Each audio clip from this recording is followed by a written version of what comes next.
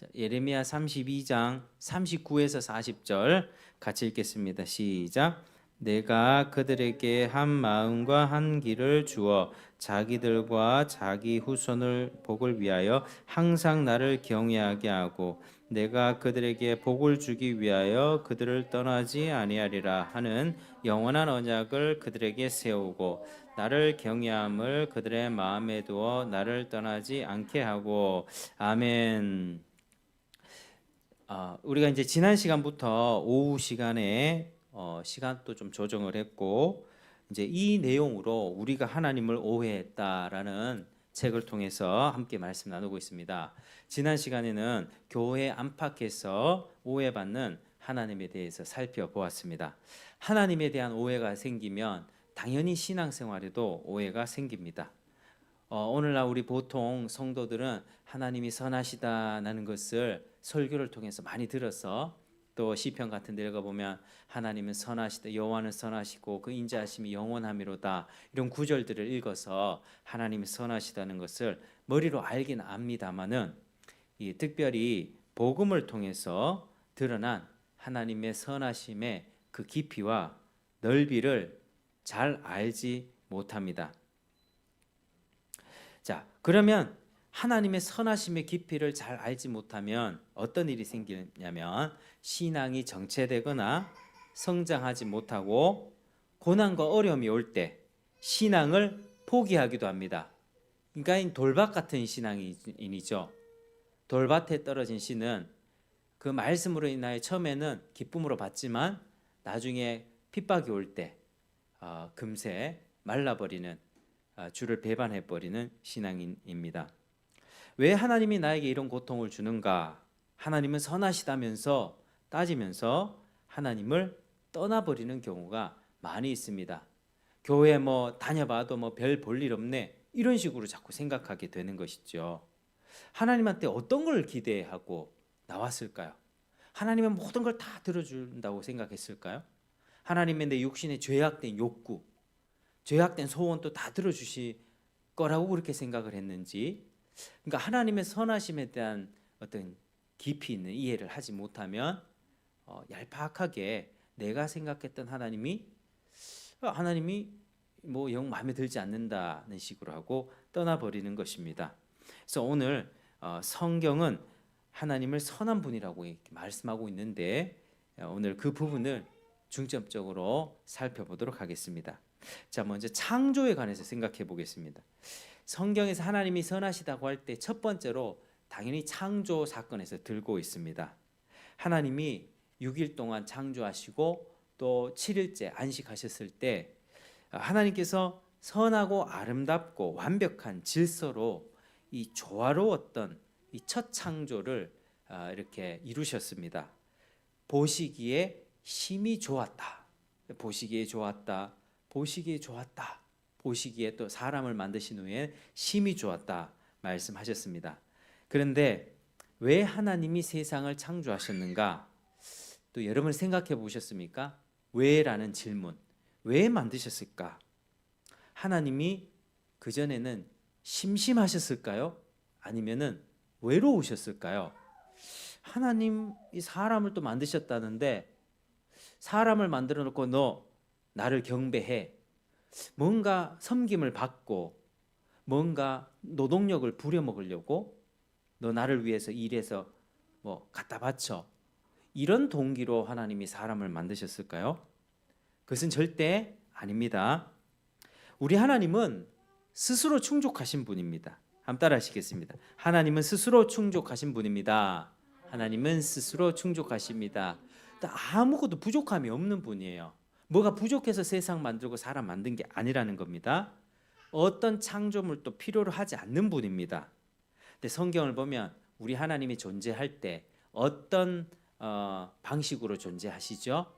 자, 3자로 시작하는 삼위일체 따라하겠습니다. 삼위일체 성부, 성자, 성령 하나님으로 존재하신다는 것을 알 수가 있죠.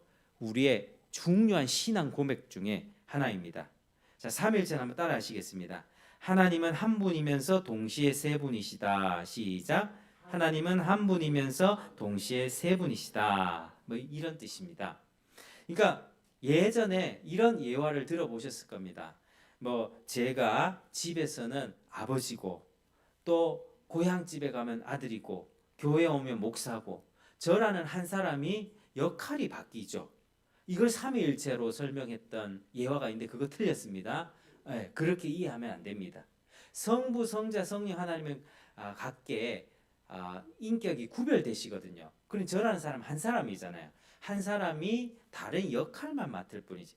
한 하나님이 성부 역할 맡고 성자 역할 맡고 성령 역할 맡고 이게 아닙니다. 성부 하나님 존재하고 성자, 성령 따로 각각 구별된 위격으로 존재하시는데 그 세 하나님이 세 위격이 한 분, 하나의 신성을 가진다 이런 뜻이거든요.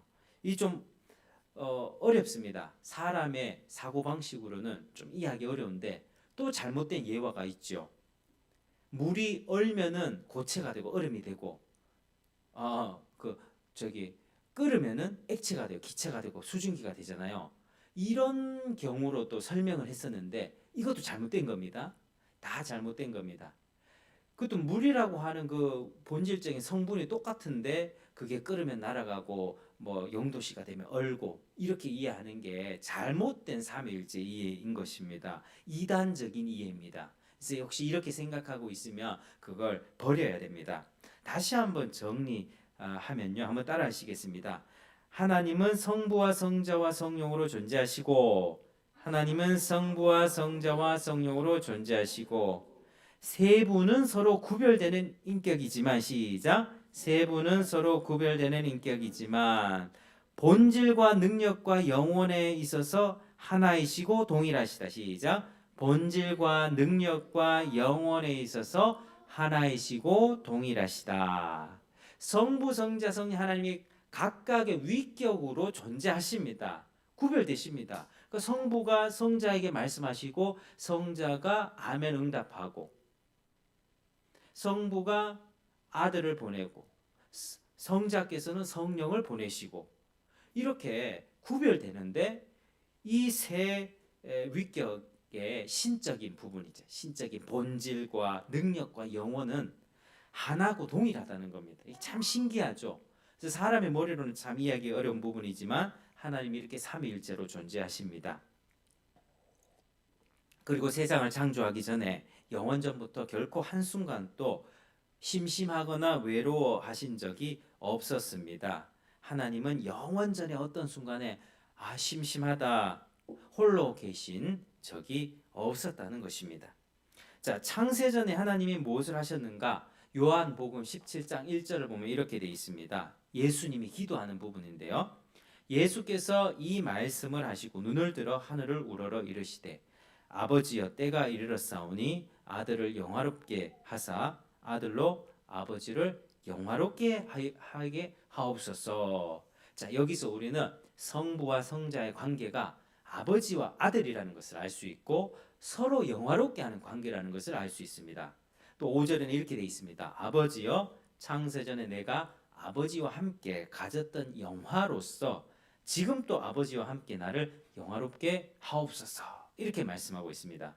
자, 이 말을 풀어보면 뭐냐면 아버지, 우리가 세상을 창조하기 전에 나와 아버지가 누렸던 그 영광, 그 영광으로 이제 아들을 다시 영광스럽게 해 주십시오. 이런 뜻입니다.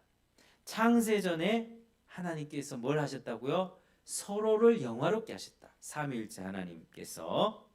또 17장 24절 이렇게 되어 있습니다. 아버지여 내게 주신 자도 나 있는 곳에 나와 함께 있어 아버지께서 창세전부터 나를 사랑하심으로 내게 주신 나의 영광을 그들로 보게 하시기를 원하옵나이다. 창세전이라고 하셨습니다. 창세전. 예수님의 기도를 요한복음 17장을 쭉 읽어보십시오. 예수님이 기도할 때 창세전에 뭘 하셨는가를 알 수 있습니다. 세상 창조하기 전에 삼위 하나님은 서로를 사랑하고 서로를 기뻐하셨습니다.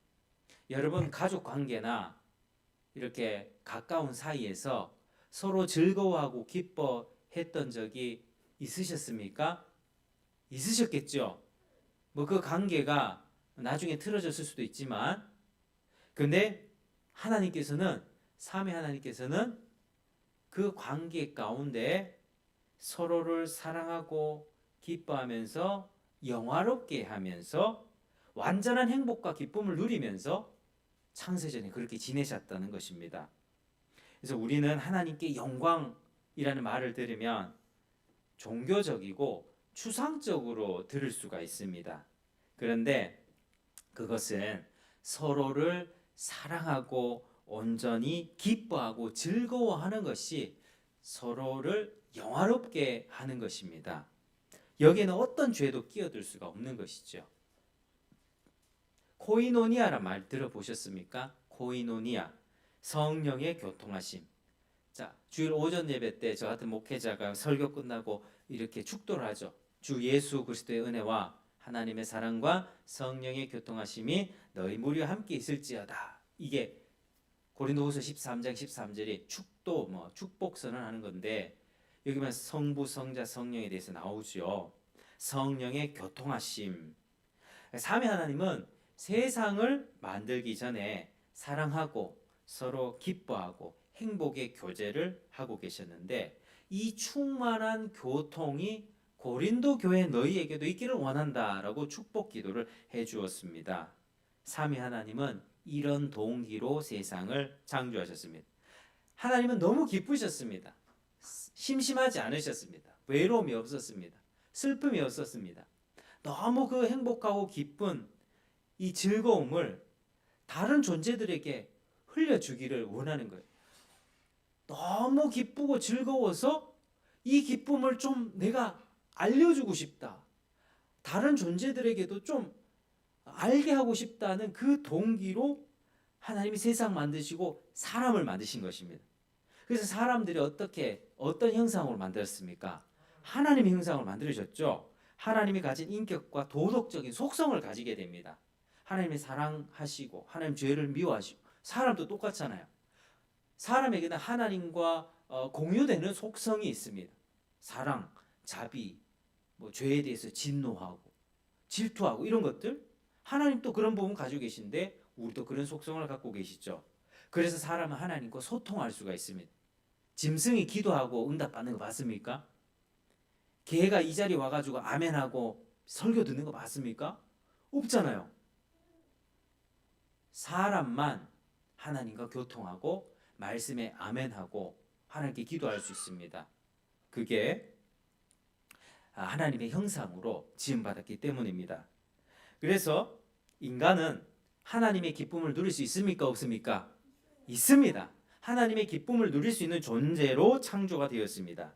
그래서 창세기 2장 보면 삼위 하나님의 큰 완전하고도 넘치는 기쁨을 흘려보내서 사람들에게도, 하나님의 사람들아 너희들도 나의 기쁨을 좀 누렸으면 좋겠다 하는 복된 동기로 사람을 만드신 것입니다.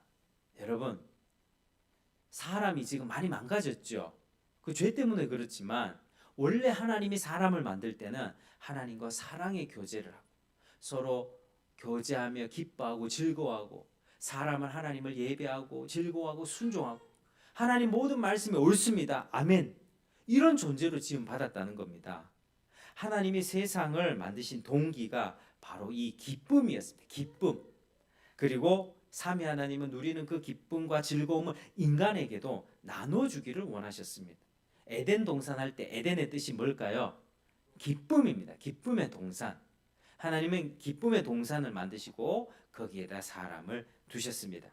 하나님의 은혜와 사랑에 대한 감사와 기쁨으로 서로를 사랑하는 거죠. 한 남자와 한 여자를 만들어 주셔서 서로 사랑하고 또 뭐합니까? 하나님이 주신 세상을 경작하면서 그 짐승들, 동물들 이름 붙여주면서 하나님이 주신 에덴 동산을 잘 경작하고 가꾸고 지키며 그렇게 사명을 감당해야 했던 것이죠. 그래서 하나님의 형상이 하나님은 더 많아지길 원하셨습니다. 남자와 여자를 만드신 이유가 무엇입니까? 이 두 사람이 하나가 되어서 하나님의 형상을 더 많이 낳도록, 하나님의 형상을 더 많이 낳아서 하나님이 주신 이 세상이 에덴 동산뿐이었겠습니까? 에덴 동산 옆에는 여러 많은 하나님의 아름다운 피조 세계가 있을 거 아닙니까?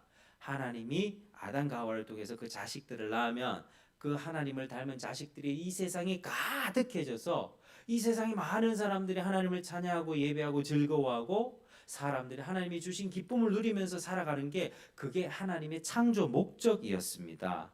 하나님은 그런 세상을 원하셨습니다. 그래서 하나님은 그런 과정을 통해서 하나님이 영광을 받으시는 것입니다. 하나님의 영광 이러면 너무 추상적이죠. 이거 뭐지? 하나님의 영광이 무슨 빛 비치는 건가? 생각할 수 있는데 하나님께 은혜 받아서 감사함으로 하나님을 예배하고 기뻐하고 그 사랑으로 너를 사랑하고 자식을 사랑으로 양육하고 부부간에 하나가 되고 그 기쁨이 하나님의 영광인 것입니다. 여러분 이런 것을 우리가 보통 표현할 때 은혜 받았다. 교회 전문적인 표현으로 은혜 받았다 표현하잖아요. 은혜 받은 게 하나님의 영광을 누리는 것입니다. 그리고 이런 기쁨은 다시 하나님께 감사와 찬송을 드리게 되어 있습니다. 내가 하나님 앞에 은혜를 받은 게 너무 즐겁고 행복하고 기쁘면 내가 하나님 앞에 예배하고 하나님 말씀 듣고 하나님 더 순종하겠습니다. 잘못한 거 있으면 하나님 용서해 주세요. 이런 식으로 우리가 반응을 하게 되어 있는 것입니다. 그래서 하나님은 그 과정을 통해서 하나님을 영화롭게 할 수 있습니다. 여러분 우리 신앙생활에 있어서 이런 순환이 계속 있어야만 성장하게 됩니다.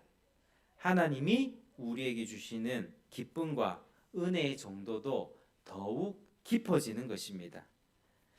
자, 이렇게 하나님은 천지 창조의 목적인 하나님의 영광을 그렇게 성취하십니다. 자, 이것은 인간에게서만 나타나는 것은 아닙니다. 하나님이 세상을 만드셨을 때 여러분 좋은데 여행 가보셨죠? 뭐 하와이 같은데 뭐 외국에 또 뭐 필리핀이라든지 뭐 우리나라에도 아름다운 곳이 많이 있는데 외국에 여행 가보면 자연이 너무 아름다운 곳이 있지 않습니까? 노아의 홍수로 한번 파괴되고 한번 저주를 받았음에도 이 세상에 아름다운 부분들이 많이 남아 있습니다. 하나님은 창조된 모든 만물 안에서 구름과 바위와 나무와 그리고 세상에 존재하는 하나님의 모든 세상 짐승과 동물과 식물들 여러 가지 아름다운 피조물을 통해서 하나님의 영광을 드러내셨습니다. 여러분 꽃 한 송이를 뽑아봐도 이게 자연적으로 날 수 있습니까? 모기 한 마리를 잡을 때 모기를 현미경으로 관찰해 보면 그 모기의 발에 달린 무슨 갈고리 같은 게 있습니다. 모기 눈도요 너무나도 그 아름다운 겹눈으로 되어 있고 그렇게 모기를 현미경으로 관찰하면 아주 놀랍다고 해요. 모기가 이렇게 빨대를 꽂잖아요. 빨대를 딱 꽂을 때 딱 꽂았을 때 이게 꽂고 계속 피를 먹으면 피가 이제 굳을 수 있잖아요. 그럼 빨대하고 피가 붙어버릴 거 아닙니까? 근데 빨대를 딱 꽂았을 때 이 피랑 엉겨붙지 않도록 하는 무슨 물질이 나온답니다. 딱 꽂았을 때 그것 때문에 가려운 거래요. 오늘 밤에 모기를 만나시면 잡으시겠습니까? 칭찬하시겠습니까? 모기한테 한번 인사하고 한번 딱 보내주세요. 그러니까 하나님이 세상을 창조하셨을 때 정말 하찮아 보이는 모기 한 마리에도 과학과 수학의 아름다움이 들어가 있습니다. 지나가는 개미 한 마리에도 하나님의 그 능력과 신성이 있습니다. 누가 이 개미를 만들 수 있습니까? 세상이 저절로 됐다고요? 세상이 저절로 됐다고 이야기하는 진화론, 빅뱅설 이런 거짓말들이 얼마나 많습니까? 하나님은 그 영광을 자신의 피조물 가운데 분명하게 보여 알려졌나니 그들이 핑계할 수 없느니라. 핑계할 수 없습니다. 사람이 죽어서 하나님 앞에 섰을 때 너는 왜 나를 믿지 않았느냐? 누가 알려주지 않았습니다. 내가 만든 만물에 다 보여 알려지지 않았느냐? 핑계할 수가 없는 겁니다. 누가 저한테 하나님 가르쳐준 사람 없었습니다. 이게 안 돼요. 왜? 이미 하나님이 만드신 아름다운 자연 만물에 동물과 식물과 그 오묘한 섭리 속에서 이게 어떻게 이렇게 될까? 하나님이란 분이 계시는구나. 사람은 그렇게 쫓아가야 되는 거예요. 근데 어떻게 되죠? 거기에다 절하고 있죠. 고목 만들어서 절하고 뭐 큰 바위에다 절하고 태양에다가 절하고 그게 사람이 어리석게 된 결과입니다. 하나님은 자신의 영광을 사람에게도 드러내셨고 만물 가운데도 드러내셨습니다. 하나님이 세상과 인간을 창조한 목적이고 인간을 특별히 그렇게 하나님의 형상으로 창조한 목적이 바로 그 영광 때문입니다. 여러분 하나님은 어떤 분입니까? 하나님은 이렇게 자기에게 속한 기쁨. 여러분 뭐 좋고 즐거운 일이 있으면 어떻습니까? 그냥 나만 딱 알고 있습니까? 알려주고 싶고 그러지 않습니까? 맛있는 거 있으면 나만 먹고 싶어 하지. 그게 죄로 물들어서 그래요. 우리 아이들은 죄로 물들어가지고 맛있는 거 있으면 나만 먹을 거야. 그런데 하나님은 이러한 자기에게 넘쳐나는 그 부족함이 없으니까요. 하나님은요, 이 부족함이 없어요. 계속 흘러넘치는 영원한 샘솟는 샘물과 같습니다. 그러니까 흘려 보내주고 싶은 거예요. 우리는 왜 그러죠? 이거 먹으면은 나 다음번에 못 먹을 것 같으니까 이런 마음으로 나누지 않는 겁니다. 근데 하나님은 부족함이 없습니다. 부족함이. 그때 어떤 영상을 하나 봤습니다. 고시원에요. 고시원에 보면 밥도 공짜로 있고 김치나 라면 정도는 공짜로 있잖아요. 고시원 비용이 한 달에 30만 원이라 하면은 뭐 쌀값이랑 뭐 라면 값은 포함된 거 아닙니까? 근데 사람들이 한 날은 라면을 자꾸 훔쳐가더래요. 라면을. 새로운 라면을 몇 개 넣어놓으면 또 훔쳐가고. 저 라면을 내가 지금 안 챙겨놓으면은 다른 사람이 먹을 거라는 생각이 있기 때문이죠. 그런데 이 주인이 딱 생각을 써서 그거를 가져갈 때마다 계속 채워 넣었답니다. 그러니까 그 라면 찬장이 비지 않게 계속 채워 넣었답니다. 그러니까 사람들이 어떻게 변했다는지 아십니까? 사람들이 어느 순간 계속 훔쳐가고 비어있고 훔쳐가고 하다가 계속 들어가 있으니까 언젠가부터는 훔쳐가지 않더랍니다. 왜? 내가 가져가도 계속 있으니까. 그러니까 우리가 왜 내 것만을 챙기려는지 아세요? 내 돈 쓰기 싫어하고 내 물건 내가 챙기고 이건 먹지 마 내 거야 숨겨놓으려고 하는지 아십니까? 그거 먹어버리면 다음번에 내가 못 먹을 것 같으니까. 근데 하나님은 그게 없다니까. 하나님은 영원히 스스로 솟아나는 샘물과 같아서 그걸 나눠주길 원하십니다. 그게 하나님의 기쁨입니다. 하나님은 그렇게 선한 분이세요. 하나님에 대한 오해를 좀 푸셨으면 좋겠습니다. 하나님은 선한 분입니다. 자, 그런데 문제가 생겼죠. 사람이 하나님의 명령에 불순종하면서 하나님의 생명에서 떠나버렸습니다. 그래서 지금처럼 인간 세상에서는 죄와 악이 가득해진 것입니다. 우리 어린이들은 학교에서 싸우고 부모님 말씀 안 듣고 그리고 자기 고집대로 합니다. 용서하기보다 복수하려는 마음이 있습니다. 어른 세상도 똑같습니다. 어른 세상도 갈등하고 질투하고 서로 고발하고 용서치 않고 사랑해놓고 이혼하고 부모 자식 간의 돈 때문에 갈등하고 이게 다 죄 때문입니다. 죄. 그래서 우리가 사는 세상은 고통이 있죠. 신음이 있습니다. 질병과 눈물 가운데 사는 이유는 사람이 죄를 범했기 때문에. 하나님이 선악과 만들어 놓아서 그런 거 아닙니까? 아니요. 자꾸 하나님 탓을 하는데 하나님이 잘못한 게 아닙니다. 하나님이 죄를 만드신 것 아닙니다.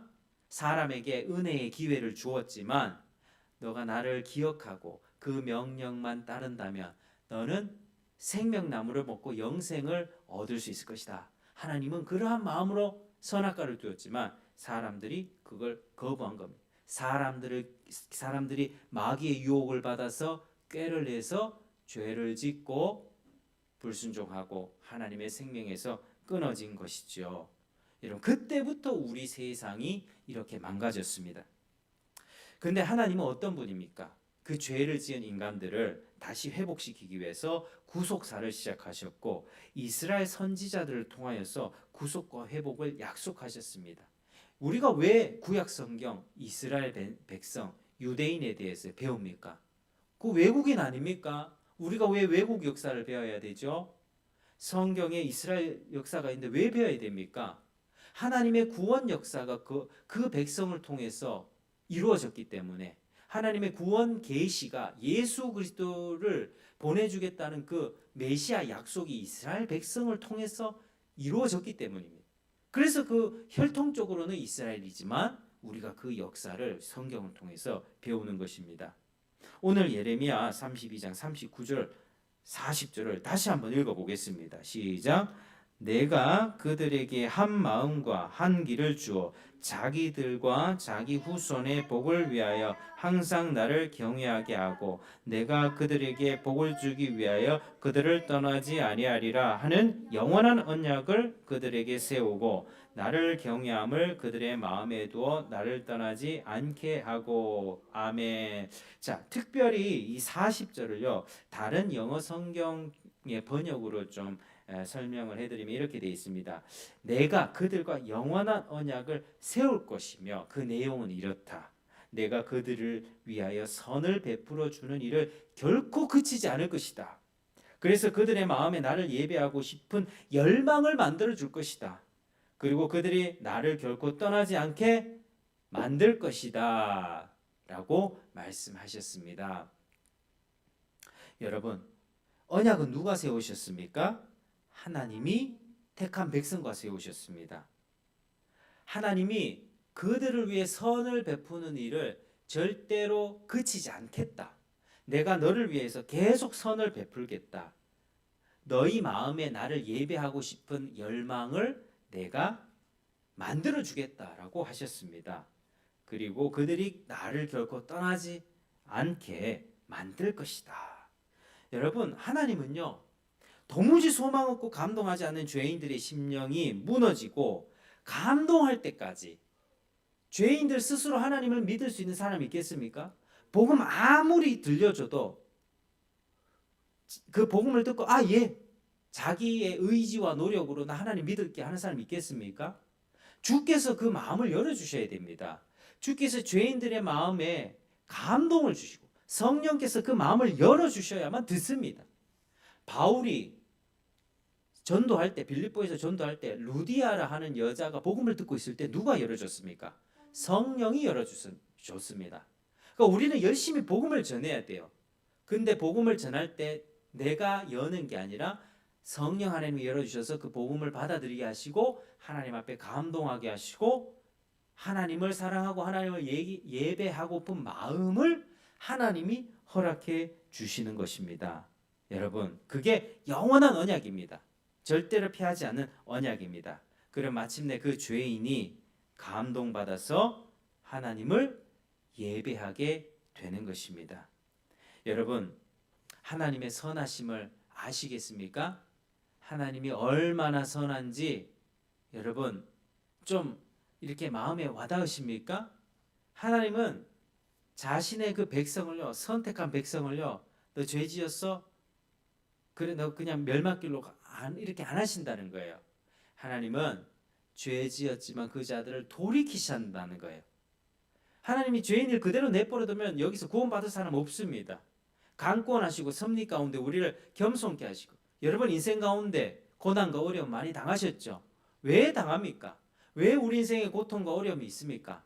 하나님이 우리를 겸손하게 해서 하나님 찾으라고, 하나님께 찾고 구하고 두드리고 하나님 만나라고. 여러분 겪는 고통과 어려움이 하나님을 만날 수 있는 그 절호의 기회임을 믿으시길 바랍니다. 내 인생이 지지리도 안 풀린다 이런 마음이 들잖아요. 그런데 그 모든 과정은요, 물론 우리가 죄를 지어서 그런 부분이 있습니다. 그러나 하나님이 우리를 하나님 품으로 이끌어 주시는 과정입니다. 그래서 40절에 보면, 특별히 40절에 기쁨으로 그들에게 복을 주신다라고 그렇게 말씀을 하고 있습니다. 41절에 보면 내가 기쁨으로 그들에게 복을 주되, 기쁨, 주님이 마음과 정성을 다해서 하신다고 합니다. 41절 같이 읽어볼까요? 시작. 내가 기쁨으로 그들에게 복을 주되 분명히 나의 마음과 정성을 다하여 그들을 이 땅에 심으리라. 아멘. 하나님이 선을 베풀고 죄인들을 감동해서 돌이키시는 그 역사를 어떤 마음으로요? 기쁨으로 하신다고요. 기쁨으로, 즐거운 마음으로. 그리고 마음과 정성을 다해서 하시는 것입니다. 하나님이 죄인을 구원하시는 것은 의무가 아니라 기쁨이었습니다. 여러분 전도 해보셨습니까? 전도가 기쁨입니까? 의무입니까? 의무입니까? 아직은 진정한 전도를 경험해보지 못한 거예요. 전도 안 하잖아. 이게 하나님에 대한 은혜가 있으면요, 전도가 이게 나 오늘 몇 명 전도해야지 이게 아니고요. 저 사람 혼자 앉아 있는 사람 보면 가서 전하고 싶다니까. 오늘 아침에도 이제 차 딱 탈 때 파지 줍는 할아버지 계시더라고. 건빵이랑 명함해가지고 아침에 나올 때 바로 드리고, 하나님 살아계시다고, 하나님 우리를 사랑하셔서 예수님 보내주시고 십자가 지셨다고 우리 교회 꼭 예배드려 오시라고 짧게 전하고 우리 왔거든요. 누가 시킨 거 아니고, 하루에 한 명씩 전도 안 하면 너 혼날 거야, 하나님 저 이렇게 안 했거든요. 그냥 기쁜 거예요. 그게 하나님, 저 사람도 하나님 믿어야 돼. 요즘에는 하나님 안 믿는 사람들이 많으니까 전도하기가 더 좋은 거예요. 하나님 모르는 사람이 너무 많으니까 하나님 전하는 게 의무가 아니라 기쁨인 겁니다. 여러분, 우리가 참 이렇게 살아가는데 하나님은 우리를 구원하시는 그 일을 기쁨으로 감당하신, 참 마음과 정성을 다해서 하신다니 얼마나 감사합니까? 그래서 하나님이 선하신 겁니다. 하나님 그 약속을 지금 또 그리스도 안에서 이루어 가십니다. 하나님의 선하심을 맛본 자들은 주님을 사랑하고 자발적으로 헌신하게 됩니다. 교회에서 헌금 바쳐라, 1시간씩 기도해라, 막 이렇게 협박당해서 그래 합니까? 그렇게 협박하는 교회는 있더라고요. 막 건축헌금 한다고 막 누구 장로는 몇 천만 원 바쳤는데 막 이런 게 있더라고요. 근데 여러분 근데 그게 올바른 모습이 아니에요. 하나님이 우리에게 은혜 주시면 내가 감동받아서 자발적으로 전도하게 되고, 자발적으로 예배 참석하면서 예배 어떻게 하나님 앞에 잘 드릴 수 있을까? 내가 어떻게 하면 저 친구를 전도할 수 있을까? 안 믿는 우리 가족들을 구원시킬 수 있을까? 기도하고 밥도 사주면서 마음을 달래가면서 전도도 하고 이렇게 되는 거예요. 신앙생활은 자발적으로 하는 거예요. 하나님이 나에게 변화시켜 주신 이 마음 때문에, 거듭났기 때문에 그게 즐거운 거예요. 새로운 기쁨과 행복이에요. 옛날에는 술 먹고 어디 노래방 다니고 이게 즐거웠거든요. 그런데 지금은 하나님을 섬기고 하나님을 소개하고, 야, 내 하나님 믿는데 내 이번 하나님 내 기도 응답해 주셨다, 하나님 응답을 자랑하는 게 너무 기쁜 거예요. 그래서 하나님이 이렇게 선한 분이라는 사실을 우리가 잘 알아야 되는 것입니다. 자, 여러분 이제 말씀을 좀 맺겠습니다. 여러분 하나님을 섬기고 계십니까? 네. 근데 기쁨으로 섬깁니까? 의무감으로 섬기십니까? 의무감으로. 아직 거듭나지 못한 겁니다. 자, 그런데 잘 생각해 보십시오. 하나님이 창세전부터 넘치는 기쁨으로 우리를 섬겨 오셨다는 것을 기억하십시오. 하나님이 세상 만들기 전부터 우리 이름 세 글자를 기억하시고 세상 만드시고 역사가 이렇게 진행해 오면서 우리를 이 대한민국, 잘 사는 대한민국에 태어나게 해주셨습니다. 밖에서 누가 자꾸 헬조선 하잖아요. 무슨 헬조선입니까? 이 나라가 얼마나 잘 삽니까? 얼마나 풍요롭습니까? 근데 뭐 자꾸 헬조선 합니까? 욕심과 탐욕이 커져서 만족 못하는 거죠. 더 좋은 직장, 더 높은 연봉 원하니까 하찮은 일들을 안 하려고 하는 거죠. 그 자리에 외국인들이 들어오는 겁니다. 우리가 하나님 앞에 참 회개해야 될 부분이, 하나님이 우리들 이 땅 가운데 북한이 아니라 이 남한 대한민국이 태어나게 해주셨어. 종교의 자유를 누리는 가운데 하나님을 예배하고, 집안에 자동차도 있지, 냉장고도 있지, 빨래도 세탁기 있지. 없는 게 뭐가 있습니까? 하나님 모든 은혜 가운데 종교의 자유를 통해서 교회에 다니는데 누가 핍박합니까? 오늘 교회 오면서 당신 교회 가지 마. 고발 당했습니까? 그런 거 아니잖아요. 종교의 자유를 가지고 우리가 자발적으로 예배하고 또 전도하고 이런 축복 가운데 하나님을 우리가 섬기고 있습니다. 하나님이 그렇게 섬겨 오셨기 때문에 우리가 지금 여기 있을 수 있는 것입니다. 아니면 벌써 죽었습니다. 벌써 죽고 자살하거나 지옥 갔었습니다. 하나님이 독생자를 죽이시면서까지 우리를 사랑하셨다는 사실을 기억하시길 바랍니다. 나는 자격 없고 보잘것없습니다. 내 모습을 돌아보십시오. 이번 한 주간 죄 지은 그 때를 돌아보십시오. 우리는 아무런 자격이 없지만 하나님은 자격 없는 우리를 위해서 열심으로 일하시고 독생자까지 죽이시면서 이 아들 믿고 네가 살아나라 생명을 주기를 원하셨습니다. 기쁨으로 하셨습니다. 마음과 정성을 다해서 하셨습니다. 하나님은 지금 또 졸지도 않고 주무시지도 않고 그렇게 우리를 복된 인생으로 이끌어가고 계십니다. 기독교는요, 우리 노력으로 하나님을 감동시키는 게 아니에요. 여러분 1000번째 이런 거 하잖아요. 1000번 왠지 1000번 다 제단 쌓으면 뭔가 대박이 날 것 같고 그랬습니까? 하나님이 1000번 10000번 뭐 이렇게 지극정성으로 마치 옛날에 정한수에 물 떠다 놓고 거기다가 이렇게 비나이다 해가지고 아침 새벽마다 1시간씩 뭐 절 올리고 비나이다 하면 소원 성취하고 그런 게 기독교입니까? 그거 아닙니다. 우리가 얼마만큼 돈 내고 노력하고 뭐 금식하고 해가지고 하나님 마음을 움직여서 복받게 하는 게 그 기독교 아니라는 겁니다. 하나님은 영원히 지옥에 떨어질 수밖에 없는 우리 인생을 먼저 찾아오셔서 죄인의 마음이 감동 감화 받을 때까지 일하시고 선을 베푸시고 우리 영혼을 설득하시고 설복하셔서 하나님의 자녀가 되게 하시는 것입니다. 우리 영혼을 사로잡으시는 것입니다. 이런 하나님을 여러분 알고 계십니까? 이런 하나님을 알면 더 이상 예배하는 게 의무가 아닙니다. 기쁨입니다. 집에서 성경을 펼쳐서 읽고 기도하는 게 의무가 아닙니다. 하루에 성경 10장 읽어야지, 1시간 기도해야지, 왜 안 될까? 이게 아니라고요. 하나님 앞에 드리는 시간이 안 아깝다니까. 근데 내가 주중에 내가 직장 생활도 해야 되고 집에 일도 해야 되고 하잖아요. 그러니까 어떻게 해요? 새벽에 일찍 일어나도록 도와주세요. 그런 마음들이 생겨나는 겁니다. 하나님의 은혜에 감사해서 그 은혜를 더 누리고 싶어서 그렇게 살 때 내가 기쁘거든요. 즐겁거든요. 죄 짓는 즐거움이랑 다릅니다.